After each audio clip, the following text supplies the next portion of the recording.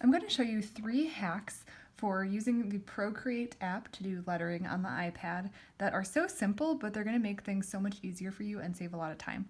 So the first one is how to draw a straight line. So if you are working on a piece and you have to draw a straight line, you can try really hard to just go ahead and freehand it, but an easier way to do it is after you draw the line, hold your pen down, and then it's going to automatically create a straight line from your starting point to the tip of your pen. So here you can see I can drag this however I want it to go. Now another tip is if you use another finger, then you can create a perfectly 90-degree line. So if I put my finger down, it's going to snap to 90 degrees, and then it snaps to 15-degree increments. So you can make it go 90 degrees straight up and down, you can make it horizontal, whatever you want to do. So this is going to help you a lot if you're working with a lot of straight lines and angles in your piece.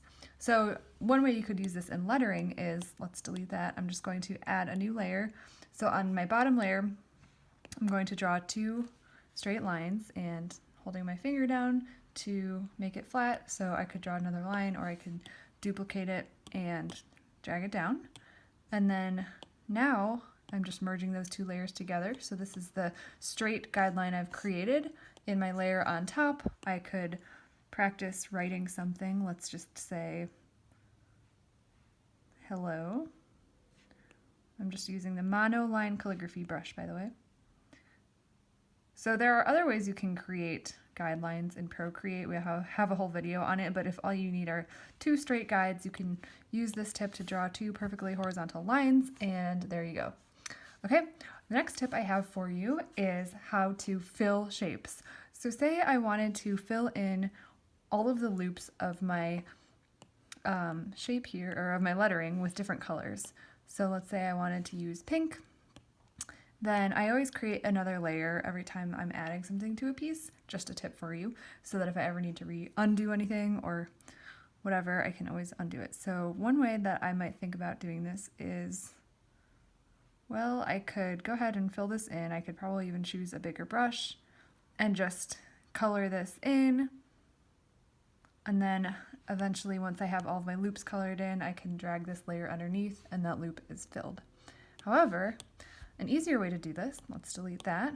I'm going to duplicate my word hello and uncheck one of them, just because I like to keep a non-destructive path here, so in case I don't like what I did, I can always go back to the original. Now here, instead of coloring in that area, put my pen on this color dot up here where you can pick your different colors on this palette. So actually let's choose from a real palette. So I'll just choose one that I had created before.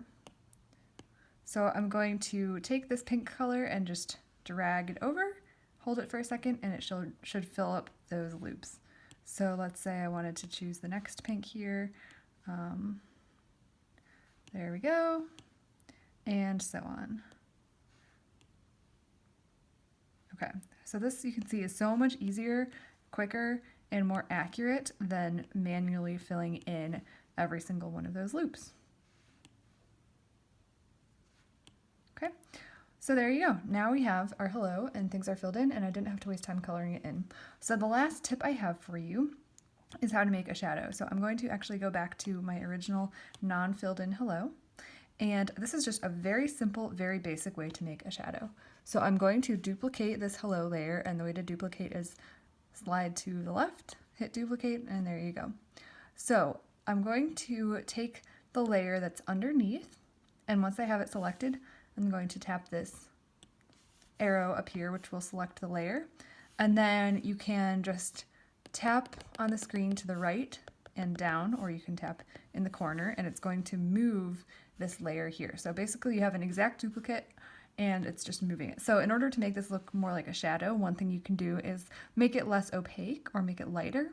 So there's an alpha lock way to do it, but just the simplest way is click on this or tap this N right here. And then for opacity, you can bring it down. So right here we're at about 20%. You can see it looks like a shadow. Now I can move this a little bit more just so that it actually looks like a shadow here. Another thing you can do is when you have this shadow layer selected, if you come up here to adjustments and select one of these blurs, I'm going to select this one.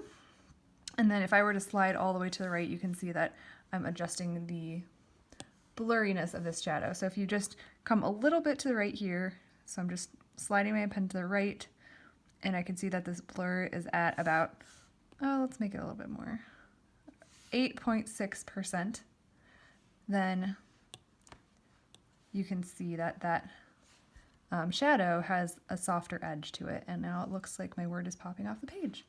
Okay, so if I bring this back here, you can see all of my effects that I just showed you. I'm going to bring down the opacity for this just to show you all together. So I taught you how to create a straight line by holding down your pen after drawing the line. I taught you how to fill in these bubbles up here by dragging the colored dot into the open space, and by creating a shadow by duplicating your layer, moving it over, and turning down the opacity, turning up the blur. Okay, so I hope these 3 simple but time-saving hacks are going to help you a lot in your iPad lettering.